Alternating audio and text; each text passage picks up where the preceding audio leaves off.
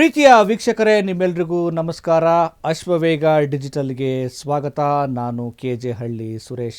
ಪ್ರಿಯ ವೀಕ್ಷಕರೇ, ನಟ ದರ್ಶನ್ ಅವರಿಗೆ ಈಗ ರೆಗ್ಯುಲರ್ ಬೇಲ್ ಸಿಕ್ಕಿರುವಂಥದ್ದು ಇದು ನಿಮ್ಮೆಲ್ರಿಗೂ ಗೊತ್ತಿರುವಂಥ ವಿಚಾರ. ಆದರೆ ದರ್ಶನ್ ಅವರು ಇವತ್ತು ಸೆಷನ್ಸ್ ನ್ಯಾಯಾಲಯಕ್ಕೆ ಭೇಟಿ ಕೊಟ್ಟು ಬೇಲ್ ಪ್ರಕ್ರಿಯೆಯನ್ನು ಪೂರ್ಣಗೊಳಿಸಿದ್ದಾರೆ.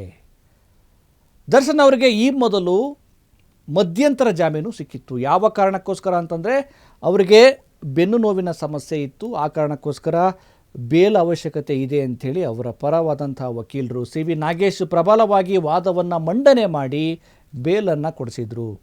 ಆನಂತರ ಅವರಿಗೆ ಈಗ ರೆಗ್ಯುಲರ್ ಬೇಲ್ ಸಿಕ್ಕಿರುವಂಥದ್ದು. ಈಗ ಸಮಸ್ಯೆ ಏನಾಗಿದೆ ಅಂತಂದರೆ, ಯಾಕೆ ನಟ ದರ್ಶನ್ ಅವರು ರೆಗ್ಯುಲರ್ ಬೇಲ್ ಸಿಕ್ಕರೂ ಕೂಡ ಆಸ್ಪತ್ರೆಯಿಂದ ಹೊರಗಡೆ ಬರ್ತಾ ಇಲ್ಲ? ನಿಜವಾಗಿಯೂ ಅವರಿಗೆ ಆರೋಗ್ಯದ ಸಮಸ್ಯೆ ದೊಡ್ಡದಾಗಿ ಕಾಡ್ತಾ ಇದೆಯಾ? ಅವರಿಗೆ ಶಸ್ತ್ರಚಿಕಿತ್ಸೆ ನಡೆಸುವಂಥ ಅವಶ್ಯಕತೆ ಇದೆಯಾ ಅನ್ನುವಂಥ ಪ್ರಶ್ನೆ ಬರುತ್ತೆ. ನಿಜವಾಗಿಯೂ ಅವರಿಗೆ ಶಸ್ತ್ರಚಿಕಿತ್ಸೆ ನಡೆಸೋ ಅವಶ್ಯಕತೆ ಇದ್ದರೆ ಇನ್ನೊಂದಷ್ಟು ಕಾಲ ಅವರು ಆಸ್ಪತ್ರೆಯಲ್ಲೇ ಕಳಿಬೇಕಾಗತ್ತೆ. ಈಗ ಏನು ಅಂದರೆ, ಯಾಕೆ ಇಷ್ಟು ದಿನ ಆದರೂ ಕೂಡ ನಟ ದರ್ಶನ್ ಅವ್ರಿಗೆ ಶಸ್ತ್ರಚಿಕಿತ್ಸೆನ ನಡೆಸೋದಕ್ಕೆ ಆಗ್ತಾ ಇಲ್ಲ ಅನ್ನುವಂಥದ್ದು. ಈ ವಿಚಾರದ ಬಗ್ಗೆ ನ್ಯಾಯಾಲಯದಲ್ಲಿ ವಾದ ವಿವಾದಗಳು ಪ್ರಸ್ತಾಪ ಆಯಿತು.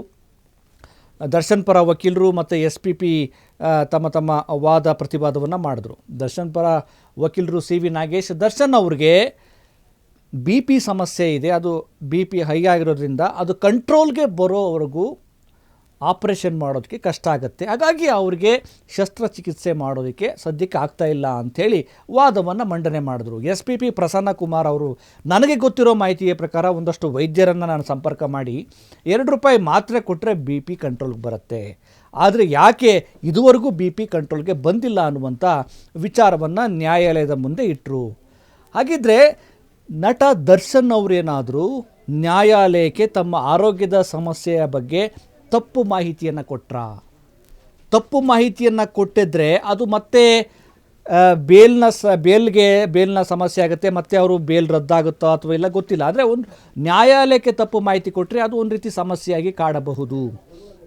ಬೇಲನ್ನು ಪಡೆಯುವ ಸಲುವಾಗಿ ದರ್ಶನ್ನ ಏನಾದರೂ ನ್ಯಾಯಾಲಯಕ್ಕೆ ಆರೋಗ್ಯ ಸರಿ ಇಲ್ಲ, ಬೆನ್ನು ನೋವಿನ ಸಮಸ್ಯೆ ಇದೆ ಅಂತೇಳಿ ಏನಾದರೂ ತಪ್ಪು ಮಾಹಿತಿಯನ್ನು ಕೊಟ್ಟರೆ ಅದು ಸಮಸ್ಯೆಯಾಗಿ ಕಾಣುತ್ತೆ. ಅದು ಒಂದು ರೀತಿ ನ್ಯಾಯಾಲಯಕ್ಕೆ ತಪ್ಪು ಮಾಹಿತಿ ಕೊಟ್ಟೋದು ಒಂದು ರೀತಿ ನ್ಯಾಯಾಂಗ ನಿಂದನೆ ಕೂಡ ಆದಂಗೆ ಆಗಬಹುದು. ಯಾಕೆ ಇದುವರೆಗೂ ಅವರು ಬರೀ ಫಿಸಿಯೋಥೆರಪಿ ಮಾಡಿಸ್ಕೊಳ್ತಿದ್ದಾರೆ? ಹಾಗಿದ್ದರೆ ಅವ್ರಿಗೆ ಟ್ರೀಟ್ಮೆಂಟ್ನ ಅಂದರೆ ಆಪರೇಷನ್ ಮಾಡುವ ಅಗತ್ಯ ಇಲ್ಲವಾ? ಎಲ್ಲರೂ ಅಂದ್ಕೊಂಡಾಗೆ ಇವತ್ತು ಅವರು ಡಿಸ್ಚಾರ್ಜ್ ಆಗಬೇಕಾಗಿತ್ತು, ಇನ್ನೂ ಕಂಟಿನ್ಯೂ ಆಸ್ಪತ್ರೆಗೆ ಮತ್ತೆ ವಾಪಸ್ ಬಂದಿದ್ದಾರೆ ಬೇಲ್ ಪ್ರಕ್ರಿಯೆಯನ್ನು ಪೂರ್ಣಗೊಳಿಸಿ ಅಂತ. ಅಂದರೆ ಅವರು ಬಹುಶಃ ವೈದ್ಯರ ಸಲಹೆಯನ್ನು ಪಡೆದುಕೊಳ್ಳುವ ಸಾಧ್ಯತೆಗಳಿವೆ. ಹಾಗಾಗಿ ದರ್ಶನ್ ಅವರೇನಾದರೂ ತಪ್ಪು ಮಾಹಿತಿಯನ್ನು ಕೊಟ್ಟು ಆಪರೇಷನ್ ಮಾಡಿಸಿಕೊಳ್ಳದೆ ಹೊರಗಡೆ ಬಂದರೆ ಮಧ್ಯಂತರ ಬೇಲ್ನ ವಿಚಾರಕ್ಕೆ ಸಂಬಂಧಪಟ್ಟಂಗೆ ನ್ಯಾಯಾಲಯಕ್ಕೆ ಕೊಟ್ಟ ಮಾಹಿತಿ ತಪ್ಪಾಗತ್ತೆ, ಅದು ಅವರಿಗೆ ತೊಡಕಾಗತ್ತೆ. ಈ ಒಂದು ಸಂಕಷ್ಟದಲ್ಲಿ, ಗೊಂದಲದಲ್ಲಿ, ಟೆನ್ಷನ್ನಲ್ಲಿ ನಟ ದರ್ಶನ್ ಅವರು ಇದ್ದಂಗೆ ಕಾಣುತ್ತೆ. ಹಾಗಾಗಿಯೇ ವೈದ್ಯರ ಬಳಿ ಮತ್ತು ಅವರ ಪರ ನ್ಯಾಯವಾದಿಗಳ ಬಳಿ ಚರ್ಚೆ ಮಾಡ್ತಾ ಇದ್ದಾರೆ. ಅವ್ರ ಪರ ವಕೀಲರು ಕೂಡ ಇದ್ರ ಬಗ್ಗೆ ಗಂಭೀರವಾಗಿ ಯೋಚನೆ ಮಾಡ್ತಾ ಇದ್ದಾರೆ. ಒಂದು ವೇಳೆ ನಿಜವಾಗಿಯೂ ಅವರಿಗೆ ಆರೋಗ್ಯದ ಸಮಸ್ಯೆ ಇದ್ದರೆ ಇನ್ನೊಂದಷ್ಟು ದಿನಗಳ ಕಾಲ ಆಸ್ಪತ್ರೆಯಲ್ಲಿ ಅವರು ಇದ್ದು ಟ್ರೀಟ್ಮೆಂಟನ್ನು ಪಡೀಲೇಬೇಕಾಗತ್ತೆ. ಬೇಲ್ಗೋಸ್ಕರನೇ ಅವರು ತಪ್ಪು ಮಾಹಿತಿಯನ್ನು ಏನಾದರೂ ಕೊಟ್ಟಿದ್ರೆ ಅದು ನ್ಯಾಯಾಲಯದ ಗಮನಕ್ಕೆ ಬಂದು ಮುಂದೆ ಸಮಸ್ಯೆಯನ್ನು ತಂದೊಡ್ಡಬಹುದು. ನೋಡೋಣ ಈ ಒಂದು ವಿಚಾರ ಎಲ್ಲಿಗೆ ಕೊಂಡೊಯ್ಯುತ್ತೆ ಅಂತ ಹೇಳ್ತಾ ಚರ್ಚೆ ಇಲ್ಲಿಗೆ ನಿಲ್ಲಿಸ್ತಾ ಇದ್ದೀನಿ. ನಮಸ್ಕಾರ.